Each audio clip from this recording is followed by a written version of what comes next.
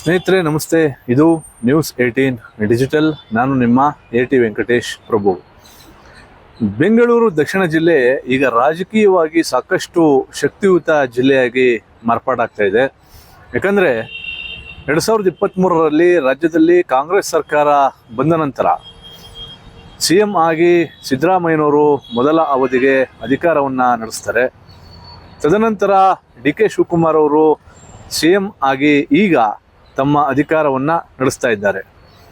ಸಿದ್ದರಾಮಯ್ಯನವರು CM ಆಗಿದ್ದಂತಹ ಸಂದರ್ಭದಲ್ಲಿ DCM ಆಗಿ ಕಾರ್ಯನಿರ್ವಹಿಸ್ತಾ ಇದ್ದಂತಹ DK ಶಿವಕುಮಾರ್ ಅವರು ತಮ್ಮ ಸರ್ಕಾರ ರಾಜ್ಯದಲ್ಲಿ ಅಧಿಕಾರಕ್ಕೆ ಬಂದ ನಂತರ ತಮ್ಮ ಜಿಲ್ಲೆಯಲ್ಲಿ ಏನೆಲ್ಲ ಅಭಿವೃದ್ಧಿ ಕೆಲಸಗಳನ್ನು ಮಾಡಬೇಕು, ಜೊತೆಗೆ ರಾಜಕೀಯವಾಗಿ ತಮ್ಮ ಪಕ್ಷದ ಬೆಂಬಲಿಗರಿಗೆ ಕಾರ್ಯಕರ್ತರಿಗೆ ಯಾವ ರೀತಿಯಾಗಿ ಒಂದು ಸ್ಥಾನಮಾನಗಳನ್ನು ಕೊಡಬೇಕು ಅದೆಲ್ಲದರ ಬಗ್ಗೆ ಬಹಳ ಸೂಕ್ಷ್ಮವಾಗಿ ಗಮನಿಸಿ ಕಳೆದ 2.5 ವರ್ಷಗಳಿಂದಲೂ ಕೂಡ ಈ ಒಂದು ಕೆಲಸವನ್ನು ಬಹಳ ಅಚ್ಚುಕಟ್ಟಾಗಿ ಮಾಡಿಕೊಂಡು ಬಂದಿದ್ದಾರೆ.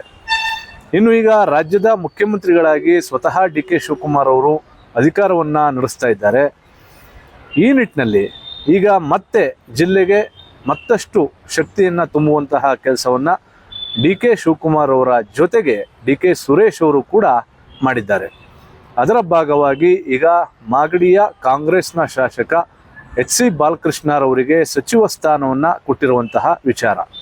ಯಾಕಂದರೆ ಈ ಹಿಂದೆ ಏನು 4 ವಿಧಾನಸಭಾ ಕ್ಷೇತ್ರಗಳಲ್ಲಿ ಕಾಂಗ್ರೆಸ್ನ ಶಾಸಕರನ್ನು ಗೆಲ್ಲಿಸುವಲ್ಲಿ DK ಶಿವಕುಮಾರ್ ಅವರು ಪ್ರಮುಖ ಪಾತ್ರವನ್ನು ವಹಿಸಿದ್ದಾರೆ.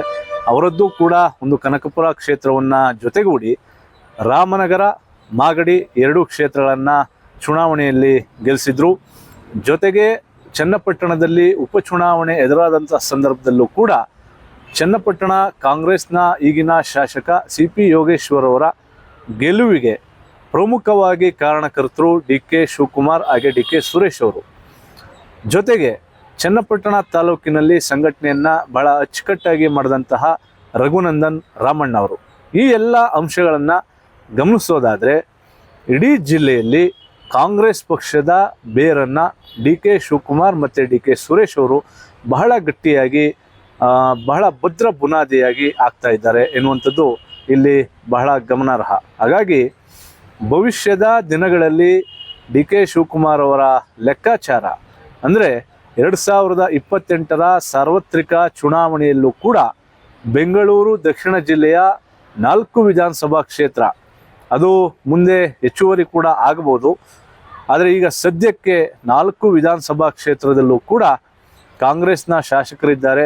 ಇದೇ ಒಂದು ವಾತಾವರಣ 2028ಕ್ಕೂ ಮುಂದುವರಿಬೇಕು ಎನ್ನುವಂತಹ ಲೆಕ್ಕಾಚಾರದಲ್ಲಿ DK ಶಿವಕುಮಾರ್ ಅವರು ಬಹಳ ದೂರದೃಷ್ಟಿಯ ಆಲೋಚನೆಯನ್ನು ರಾಜಕೀಯವಾಗಿ ಮಾಡಿದ್ದಾರೆ.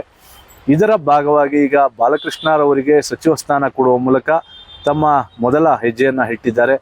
ಜೊತೆಗೆ ಮೇಕೆದಾಟು ಯೋಜನೆ ಅವರು ಏನು ಈ ಹಿಂದೆ ವಿರೋಧ ಪಕ್ಷದಲ್ಲಿ ಇದ್ದಂಥ ಸಂದರ್ಭದಲ್ಲಿ KPCC ಅಧ್ಯಕ್ಷರಾಗಿ ಏನು ಕಾರ್ಯವನ್ನು ನಿರ್ವಹಿಸಿದ್ರು, ಆ ಸಂದರ್ಭದಲ್ಲಿ ಮೇಕೆದಾಟು ಪಾದಯಾತ್ರೆಯನ್ನು ಕೂಡ ಬಹಳ ಜೋರಾಗಿ ಇಡೀ ರಾಜ್ಯವ್ಯಾಪಿ ಇಡೀ ರಾಷ್ಟ್ರವ್ಯಾಪಿಯ ಒಂದು ಪಾದಯಾತ್ರೆ ಸದ್ದನ್ನು ಮಾಡ್ತು. ಈಗ ಸ್ವತಃ CM ಆಗಿ DK ಶಿವಕುಮಾರ್ ಅವರಿದ್ದಾರೆ. ಒಂದು ಕಡೆ ಸುಪ್ರೀಂ ಕೋರ್ಟ್ ಕೂಡ ಮೇಕೆದಾಟು ಪರವಾಗಿ ಕರ್ನಾಟಕದ ಪರವಾಗಿ ಹಸಿರು ನಿಶಾನೆಯನ್ನು ತೋರಿದೆ.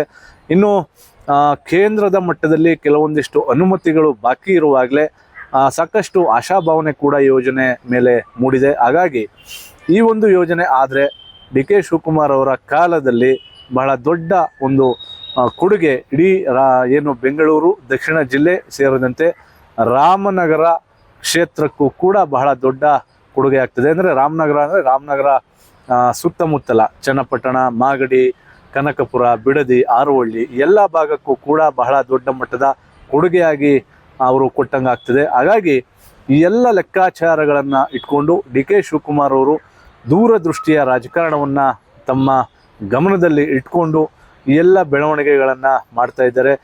ಪ್ರಮುಖವಾಗಿ ತಮ್ಮ ಸ್ವಂತ ಜಿಲ್ಲೆಗೆ ರಾಜಕೀಯವಾಗಿ ಬಲವನ್ನು ತುಂಬತಕ್ಕಂತಹ ಕೆಲಸವನ್ನು DK ಬ್ರದರ್ಸ್ ಭಾಳ ಅಚ್ಚುಕಟ್ಟಾಗಿ ಮಾಡ್ತಾ ಇದ್ದಾರೆ. ಇದರ ಜೊತೆಗೆ ಏನು ವಿರೋಧ ಪಕ್ಷಗಳಾದಂತಹ BJP ಮತ್ತು JDSನ ಸಂಘಟನೆ ಭಾಳಷ್ಟು ಕುಸಿತ ಕಾಣ್ತಾ ಇದೆ.